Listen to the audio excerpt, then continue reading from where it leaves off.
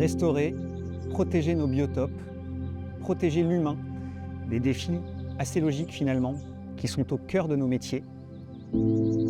Trouver des pistes d'optimisation, d'anticipation pour permettre en fait à tous ces domaines de donner le meilleur d'eux-mêmes. On a vraiment pris une grande conscience en fait, de l'importance de cette biodiversité pour le vignoble.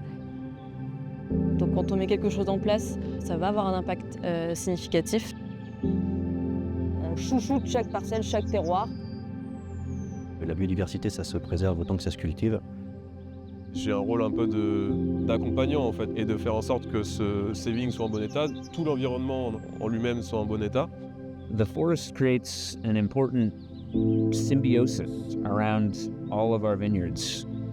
Préserver la plante, les écosystèmes, ça passe bien sûr par avoir une viticulture moins impactante, plus respectueuse, tant pour la plante que pour les hommes qui y travaillent. Chez Artémis Domaine, nous avons la chance d'avoir des actionnaires qui sont conscients de l'importance de l'éco-responsabilité. Être durable aussi, c'est savoir d'où l'on vient pour savoir où l'on va. Mesurer, réduire et transformer. Par exemple, on réalise des mesures de biodiversité depuis les insectes jusqu'aux plus gros mammifères, aux oiseaux ou aux insectes pollinisateurs. Un outil fondamental, c'est l'usage du bilan carbone. Il permet de mesurer l'impact de nos poids d'expédition. À Eugénie, le poids de la bouteille, on a réussi à le baisser de 40% cette année sur l'ensemble des grands crus. À Beaufrère, on a baissé le poids des bouteilles de 16% et on a diminué le poids des capsules en étain de 30%.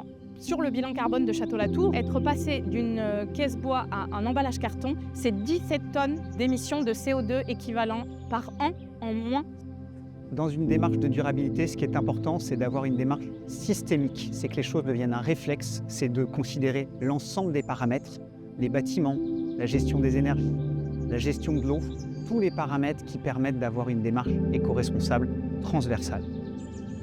Transformer nos bâtiments durables, c'est changer de paradigme. Dès la conception, ça peut s'appliquer également sur notre politique de gestion de l'eau. Ça passe par la récupération d'eau de pluie. À Château-Latour, depuis 3 ans, on a complètement supprimé les bouteilles d'eau en plastique.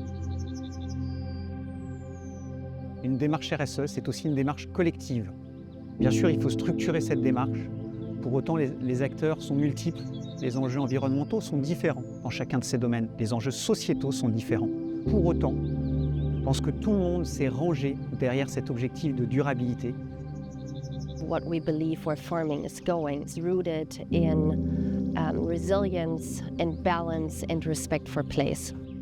Cette logique d'éco-responsabilité, c'est aussi une fierté, une philosophie commune, un bien précieux qu'on se doit d'entretenir. Compte tenu de la beauté des lieux dont nous avons la responsabilité, de leur histoire, du patrimoine que nous avons entre nos mains, de donner le meilleur de nous-mêmes pour respecter ces lieux fait aussi partie de cet objectif de durabilité. Et puis être responsable, c'est finalement créer de la passion, créer encore plus de respect. Et le respect, j'en suis persuadé, participe aussi à la qualité du vin et à l'émotion du verre.